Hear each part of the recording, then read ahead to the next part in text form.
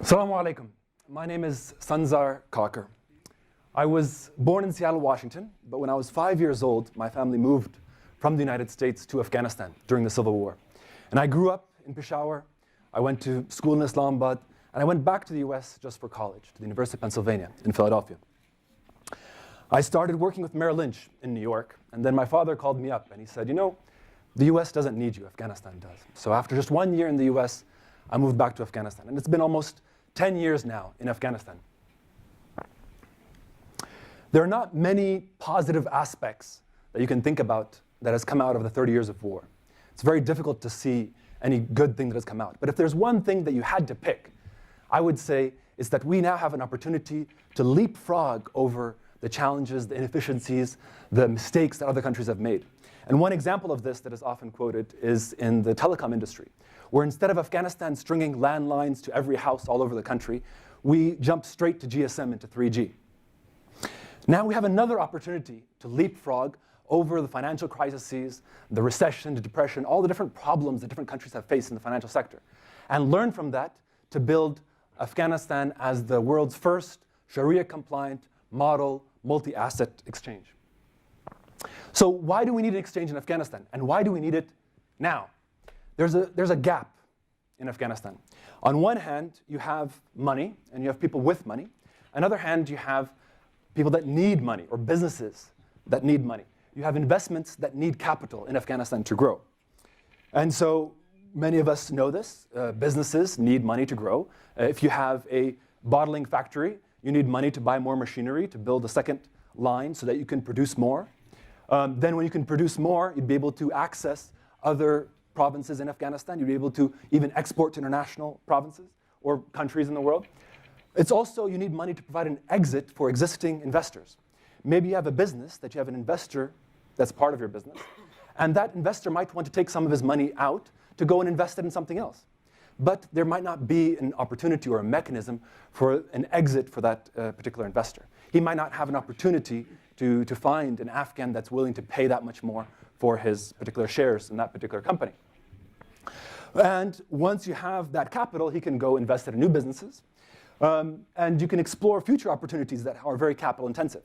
Some of the opportunities in Afghanistan that were discussed about mining are extremely capital intensive. You need tens of millions, if not hundreds of millions of dollars for some of the very basic mining projects. And how are you going to raise all this capital? It's a very difficult problem to a country like Afghanistan. And then lastly, of course, our government. Our government treasury is at its bottom right now, but we need money in order to fix the Salang Tunnel, in order to build the railroad to China, to do all these government investment projects. So all these things need money. On the other hand, there is money in Afghanistan, right? There are many Afghans that have money under their mattresses, at home, in banks. They're saving for a rainy day. Afghanistan has some of the highest savings rate because it's a cash economy. You have to buy your car.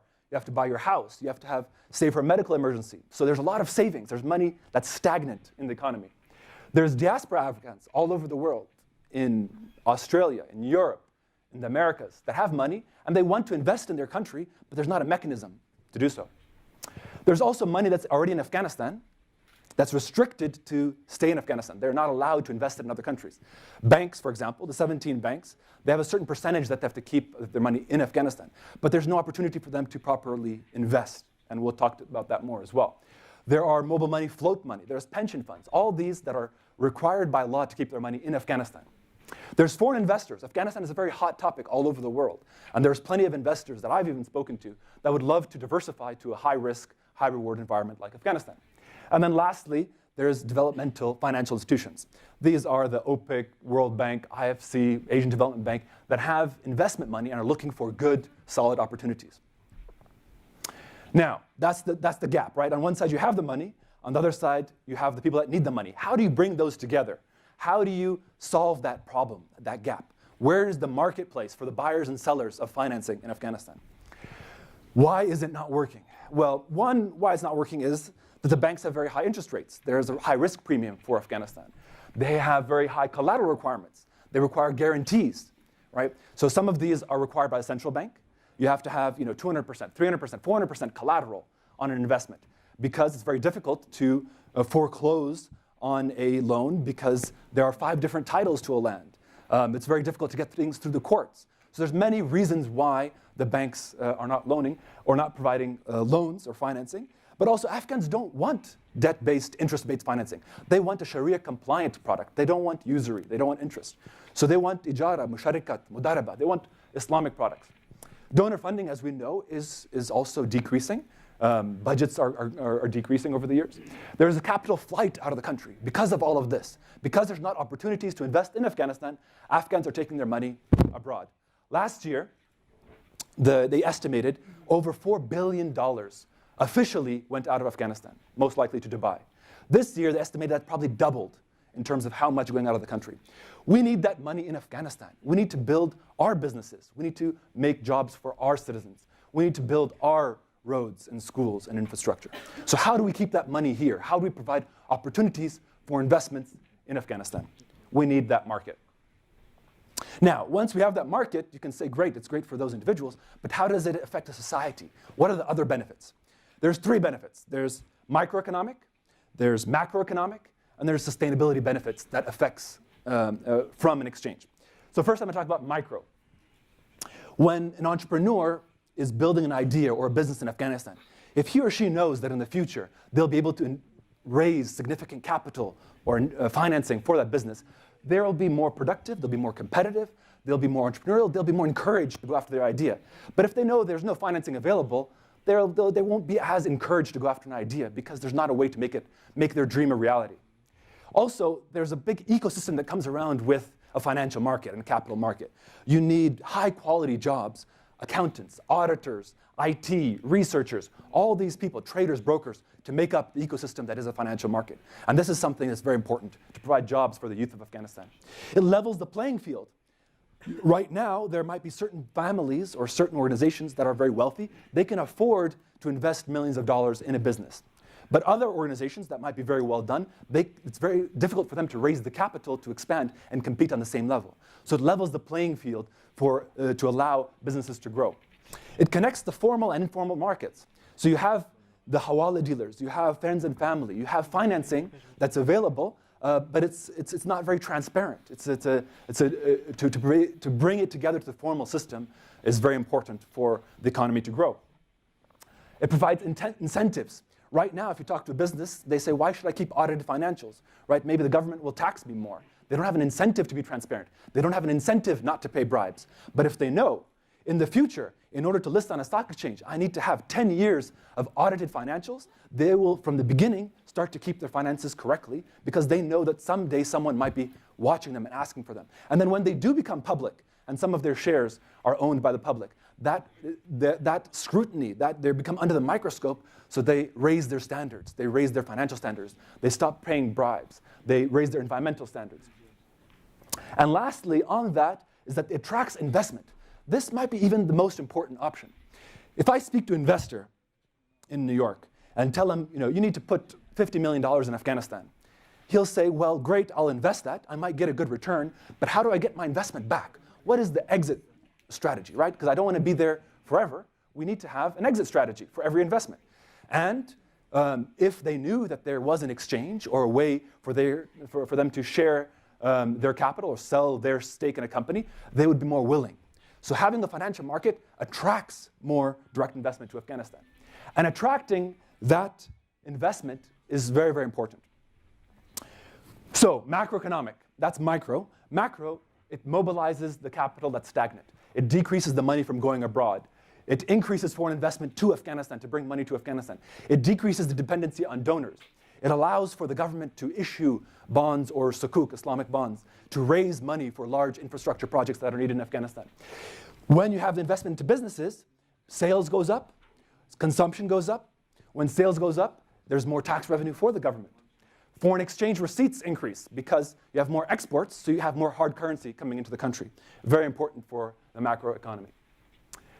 And His Excellency President Ashraf Ghani knows this. He knows that how important it is to bring foreign investment to Afghanistan. On his very first cabinet meeting, he assigned a whole range of ministers to say, give me a plan for how you're going to provide visas to foreign investors to easily come to Afghanistan. Give me a plan for how you're going to protect the security of foreign investors when they're in Afghanistan. All these ways in order to attract investment to Afghanistan, not only from Afghans that are outside Afghanistan, from foreigners, from institutions all over the world. It makes businesses sustainable, right? Right now, we're a project-based economy. You're going from one project to one contract to one donor to that.